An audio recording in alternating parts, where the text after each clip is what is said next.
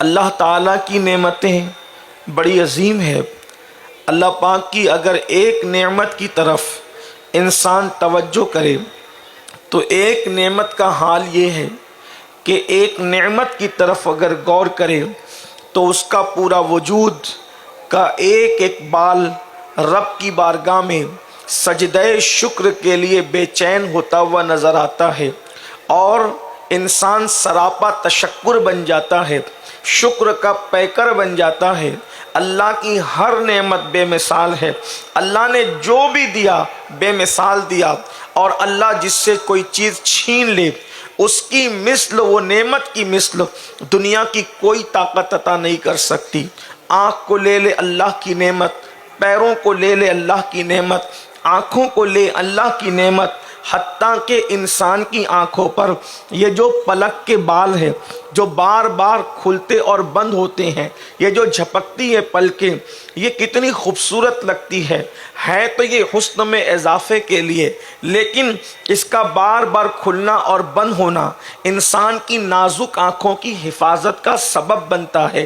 اگر یہ پلک کے بال نہ ہو تو آنکھیں انسان کی دھول سے، گرد و غبار سے اس طرح متاثر ہو کہ اس کی آنکھیں تباہ اور برباد ہو جائے۔ غرض کہ انسان کے پاس جو نعمت ہے سب بے مثال ہے۔ زندگی جیسی عظیم نعمت کتنی بے مثال ہے یہ نعمت، زندگی کا لمحہ لمحہ کتنا بے مثال ہے۔ زندگی ہے تو انسان عبادت کر رہا ہے، زندگی ہے انسان سیر و تفریح کر رہا ہے، انسان زندگی ہے انسان نمازیں ادا کر رہا ہے، زندگی ہے انسان روزے رکھ رہا ہے، زندگی ہے انسان محبتوں کے خراج وصول کر رہا ہے، زندگی ہے انسان لوگوں کے درمیان جو ہے وہ اٹھتا بیٹھتا ہے، چلتا پھرتا ہے۔ غرض کے ساری لذتیں زندگی کی وجہ سے ہے، مگر یاد رکھیں ان ساری نعمتوں کے اندر ہر نعمت بے مثال ہے، تمام نعمتیں بے مثال ہے، لیکن ایک نعمت اللہ کی جانب سے ایسی بھی ہے کہ زندگی ہی میں اس کا کوئی بدل نہیں ہے، اور وہ زندگی کا بہترین وقفہ ہے، وہ زندگی کا بہترین وقت ہے، اور اس کو زندگی کا درمیانی حصہ کہتے ہیں، جسے جوانی کہتے ہیں۔ انسان جب پیدا ہوتا ہے، انسان بچہ ہوتا ہے، اور جب وہ موت کے قریب جاتا ہے تو پہلے بڑھاپے کی طرف اکثر جاتا ہے، اس کے بعد پھر موت کی طرف جاتا ہے۔ بچپنے اور بڑھاپے کے درمیان جو بیچ کا پیریڈ ہے، جو بیچ کا حصہ ہے، اس کو جوانی کہتے ہیں۔ بڑی خوبصورت ہے جوانی، بڑی حسین ہے جوانی، جوانی کی کوئی مثال نہیں ہے۔ زندگی کا کریم پیریڈ جو ہے وہ جوانی ہے۔ اللہ رب العزت کو جوانی پسند بھی ہے، جوانی کی عبادت بھی پسند ہے، مگر یاد رکھیں جب انسان عالم شباب میں ہوتا ہے، جب انسان جوان ہوتا ہے تو اللہ اس کو اتنی قوت دیتا ہے، اتنی طاقت دیتا ہے، اگر وہ چاہیں تو پہاڑوں کو ذروں میں تبدیل کر دیں۔ آپ دیکھیں جہاں پہاڑ کاٹ کر کے رستے بنے ہیں، یہ کام کس نے کیا ہے؟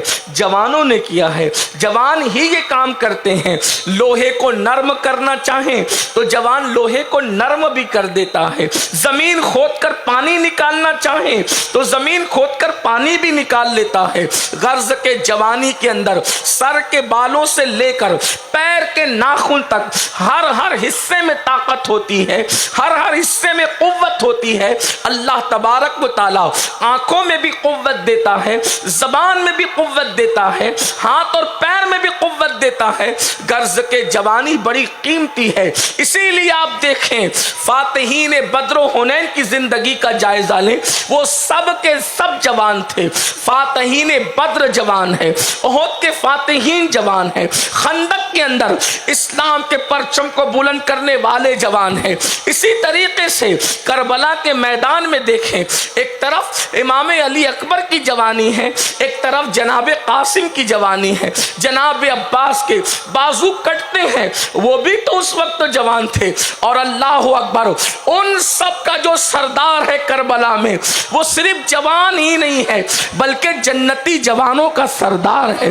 اللہ اکبر، اندازہ فرمائے جوانی کتنی قیمتی ہے، لیکن جب انسان جوان ہوتا ہے تو وہ جوان انسان اپنی تدبیر کے ناخنوں سے امت کی بکھری ہوئی زلفوں کو سنوارنے کا ہنر رکھتا ہے۔ ہاں انسان جب جوان ہوتا ہے تو قوم کو پستیوں سے نکال کر بلندی کی طرف لے جانے کا حوصلہ رکھتا ہے۔ انسان جب جوان ہوتا ہے تو اپنی قوم کا مقدر بن جاتا ہے۔ ایک جوان اپنی پوری قوم کا سرمایہ ہے، ایک جوان اپنی پوری قوم کو ترقی پر لے جانے کا سبب ہے، ایک جوان اپنی پوری قوم کو عروج پر لے جانے کا ذریعہ ہے۔ اسی لیے شیطان انسان کی جوانی کو برباد کرنے کی کوشش کرتا ہے، اور انسان جب جوانی کی دہلیز پر قدم رکھتا ہے تو شیطان بڑی شریر نگاہوں سے اس کو دیکھتا ہے، بڑی بدترین نگاہوں سے اس کو دیکھتا ہے، اور شیطان یہ چاہتا ہے کہ قوموں کے جوان تباہ ہو جائیں، قوموں کے جوان برباد ہو جائیں، قوموں کے جوان اپنے مقصد کو فراموش کر دیں۔ اللہ اکبر۔ اور یاد رکھنا، دنیا کی دوسری قوموں کی بات نہیں کرتا، امت مسلمہ کا جو جوان ہے خدا نے اس کو جو صلاحیت عطا کی ہے وہ صلاحیت دنیا میں کسی جوان کے پاس نہیں ہے۔ اس کی سب سے بڑی وجہ یہ ہے کہ امت محمدیہ روئے زمین پر، زمین کی پشت پر اور آسمان کے نیچے ایک ایسی قوم ہے جس کے پاس زندہ کتاب قرآن کی شکل میں موجود ہے، جس کے پاس زندہ نبی گنبد خضرا کے نیچے آرام فرما رہے ہیں۔ ہمارا مذہب بھی زندہ ہے، ہمارا قرآن بھی زندہ ہے، ہمارا رسول بھی زندہ ہے، اور ہمارا خدا تو حی و قیوم ہے، جو صرف زندہ ہی نہیں ہے بلکہ جو زندگی کو پیدا کرنے والا ہے۔ اس لیے انسان کی جوانی کے حوالے سے جتنا شیطان فکر مند ہے اور دنیا کی دوسری قومیں جانتی ہے، مسلم امہ کے جوان جس دن اپنی ذمہ داریوں کو محسوس کر لیں گے، اپنی ذمہ داریوں کو پہچان لیں گے، اس دن زمین کے چپے چپے پر اگر کوئی پرچم لہرائے گا تو وہ مذہب اسلام کا پرچم ہوگا، محمد الرسول اللہ کے غلاموں کی حکومت ہوگی۔ اس لیے شیطان جوانوں کو اغوا کرنے کے لیے بہت سے ہتھ کنڈے استعمال کرتا ہے اور انسان کو اپنے مقصد سے ہٹانے کی کوشش کرتا ہے۔ میرے سامنے یہ ہزاروں خواتین و حضرات کا جو نوجوانوں کا مجمع ہے، میں کوئی خطاب کرنے کی بجائے صرف اور صرف اپنے دل کا درد کسی صاحب دل کے دروازے پر منتقل کرنا چاہتا ہوں۔ اندازہ فرمائیں قوموں کی جوانی کتنی عظیم ہے۔ آپ جانتے ہیں لاہور کے قلندر نے جو بات کہی تھی، دی اذانیں کبھی یورپ کے کلیساؤں میں اور افریقہ کے تپتے ہوئے صحراؤں میں، دشت تو دشت ہے، دریا بھی نہ چھوڑے ہم نے، بحر ظلمات میں دوڑا دیے گھوڑے ہم نے۔ میں پوچھنا چاہتا ہوں میری قوم کے جوانوں، بتاؤ جو افریقہ کے کلیساؤں میں اذان دے رہے تھے وہ جوان نہیں تھے؟ وہ سب جوان تھے جنہوں نے افریقہ کے کلیساؤں کو مسجدوں میں تبدیل کر دیا تھا، وہ سب جوان تھے جنہوں نے بحر ظلمات میں گھوڑے دوڑائے تھے، وہ سب جوان تھے۔ اور آپ ایک ایسے بہادر کا ذکر سنتے ہیں کہ اللہ اکبر، جس نے ایک ہاتھ سے بلکہ اپنے دوسرے ہاتھ سے، جسے آپ الٹا ہاتھ کہتے ہیں، اپنے دوسرے ہاتھ سے خیبر کا 150 من کا دروازہ جس نے ایک ہاتھ سے اکھیڑ کر اپنی پیٹھ پہ اٹھا کر لشکر کو کہا تھا کہ میرے اوپر سے یہ جو دروازہ رکھا ہے فوج گزر کر کے قلعے قلعے پر چڑھے۔ مورخ لکھتا ہے 150 من کا دروازہ پیٹھ پہ ڈال کر جس نے دروازے کو پل کی شکل دی تھی وہ کوئی بڈھا نہیں تھا بلکہ وہ ایسا جوان تھا جس کے بارے میں رسول اللہ کہتے ہیں لا فتح الا علی، لا سیف الا ذوالفقار۔ نعرہ تکبیر، نعرہ رسالت، نعرہ حیدری، نعرہ حیدری۔ سبحان اللہ، سبحان اللہ۔ علی کی طرح کوئی جوان نہیں ہے۔ لا فتح کا مطلب کیا ہوتا ہے؟ علی کی طرح کوئی جوان نہیں ہے اور ذوالفقار کی طرح کوئی تلوار نہیں ہے.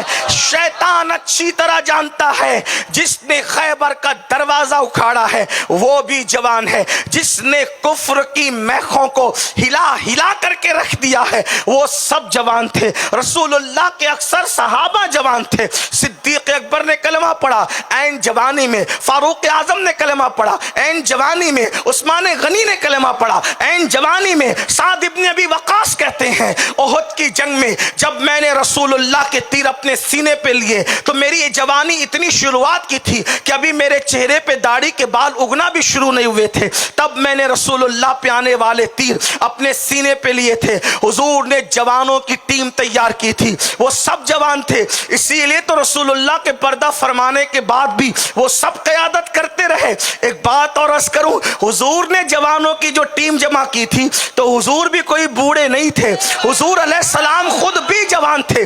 جب فاران کی چوٹی سے اعلان کیا تب حضور جوان تھے. اور ایک خاص بات عرض کروں, 63 سال کی عمر میں حضور نے پردہ فرمایا. صحابہ کہتے ہیں داڑھی کے 12 سے زیادہ بال بھی سفید نہیں ہوئے تھے کہ حضور نے دنیا سے پردہ فرمایا. یعنی اللہ کو جوانی اتنی پسند ہے, اللہ کو جو چیز پسند ہے بس وہی محبوب کو عطا کی, اور جو خوبی تھی وہی عطا کی. اسی لیے میرے محبوب کو 63 سال کی عمر میں بھی کبھی بڑھاپا نہیں آیا. اللہ کے رسول وصال کے وقت بھی جوان رہے. اللہ اللہ, یہ جوانی ہے. جوانی کو شیطان اغوا کرنا چاہتا ہے, اور جس قوم کا جوان اغوا ہو جائے, یعنی جس قوم کا جوان شیطان کے ہاتھ کٹ پتلی بن جائے, جس قوم کا جوان اپنا مقصد بھول جائے, جس قوم کا جوان غیرت بھول جائے, حمیت بھول جائے, تہذیب بھول جائے, تمدن بھول جائے, کلچر بھول جائے, پھر اس قوم کا حال کیا ہوتا ہے؟ اس قوم کے ہاتھوں میں پھر بھیک کے کٹورے دے دیے جاتے ہیں. اس قوم کی بیٹیاں سگنلوں پر برقع پہن کر بھیک مانگنے پر مجبور ہو جاتی ہے. اس قوم کی بیٹیاں لوجوں میں بیچی اور خریدی جاتی ہے. آپ سے پوچھنا چاہتا ہوں, اے فیس بک اور یوٹیوب اور واٹس ایپ کے ہمدردوں, کیا یہی قوم کا درد ہے کہ اگر کسی کے قتل کی کوئی ویڈیو آئے تو اس کو ہائے ہائے کر کے وائرل کرو؟ کیا کسی کی لٹی ہوئی آبرو کی تصویریں آئے تو اس کو واٹس ایپ پہ عام کرو؟ یہی قوم کا درد ہے, یا اس کا کوئی حل کرنے کے لیے بھی پلان ہے, اس کے سولوشن کی توجہ کے لیے بھی کوئی پلان ہے؟ آپ مجھے بتائیں. یاد رکھنا, رسول اللہ کا فرمان سننے کے لیے توجہ کریں, حضور کا فرمان سننے کے لیے اگر مسلمان جمع ہو جائیں تو لوگوں کی چھاتی دبنے لگتی ہے, جب صرف سننے کے لیے جمع ہو تو چھاتیاں دبتی ہے. اگر پوری قوم فرمان رسول پہ عمل کر لے تو پھر انقلاب کا عالم کیا ہوگا, کس طرح انقلاب آئے گا. لیکن اللہ میری قوم کو شعور دے. ہم سنتے تو ہیں, ہم نے کبھی سوچا یہ بیٹیوں کی لٹی ہوئی آبرو, یہ بیٹیاں اگر کسی کا ہاتھ پکڑ کر جا رہی ہے, یہ المیاں یہ سگنلوں پر بھیک مانگتی ہوئی برقع پہن کر کے بیٹیاں جو قوم کے اوپر ایک سوالیہ نشان کی شکل میں ہے, اس کا حل کیا ہے, اس کی تبدیلی کا ذریعہ کیا ہے؟ یاد رکھنا, نوٹوں سے تبدیلی نہیں آتی, نہ اوٹوں سے تبدیلی آتی ہے, نہ زبان سے تبدیلی آتی ہے, نہ بیان سے تبدیلی آتی ہے, نہ دھرنوں سے تبدیلی آتی ہے. انقلاب کھوکھلے نعروں سے نہیں آتا, انقلاب گھاگھر اور چادروں سے نہیں آتا, انقلاب بلند مینار تعمیر کرنے سے نہیں آتا, انقلاب بلند گنبد بنانے سے نہیں آتا. میں اپنے ایک ایک جملے کا ذمہ دار ہوں, حالانکہ اس منبر پر ذمہ دار علماء موجود ہیں. اگر میں غلطی کروں تو یہ میری ضرور اصلاح کریں گے, اور اگر میں صحیح کہہ رہا ہوں تو ضرور انشاءاللہ یہ علماء کرام اور سادات کرام جو ہے وہ میری تائید بھی فرمائیں گے. اونچے میناروں سے انقلاب نہیں آتا, بڑے گنبدوں سے انقلاب نہیں آتا, اللہ اکبر, قیمتی اجلے لباسوں سے انقلاب نہیں آتا, بلند بانگ نعروں سے انقلاب نہیں آتا.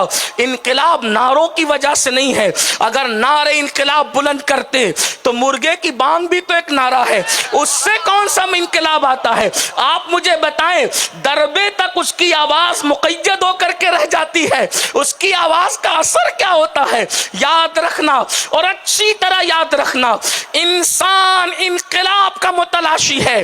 انسان و انقلاب کب آئے گا؟ انسان بدلتا ہے تو انقلاب آتا ہے، کردار بدلتا ہے تو انقلاب آتا ہے، گفتار بدلتی ہے تو انقلاب آتا ہے، رفتار بدلتی ہے تو انقلاب آتا ہے. دل جب سوز اور ساز کا مجسمہ بن جاتے ہیں تب انقلاب آتا ہے. انقلاب ان سے نہیں آ سکتا جو رات کے 3 بجے تک زنا کی گندی فلمیں بیٹھ کر دیکھیں.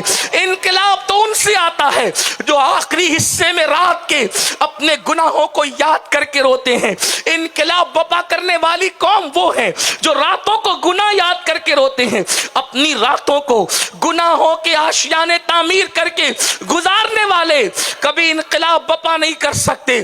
آج اگر پوری دنیا کے اندر نفرت کی نگاہ سے ہمیں دیکھا جا رہا ہے، نوجوانوں کا بگڑ جانا، نوجوانوں کا جادہ حق سے ہٹ جانا، صراط مستقیم سے دور ہو جانا، یہ آج سب سے بڑی ذلت کی وجہ ہے. اس محفل میں جو اصلاح عقائد و اعمال کی محفل ہے، میں خالص جوانوں سے مخاطب ہوں. میری قوم کے جوانوں، ہماری ذمہ داری کیا ہے؟ ہم زمین پر اچھلنے کودنے کے لیے پیدا نہیں ہوئے، ہم اچھلنے والی قوموں کو لگام دینے کے لیے پیدا ہوئے. ہم زمین پر ناچنے کے لیے پیدا نہیں ہوئے، ناچنے والوں کے پیروں میں بیڑیاں ڈالنے کے لیے ہم پیدا ہوئے.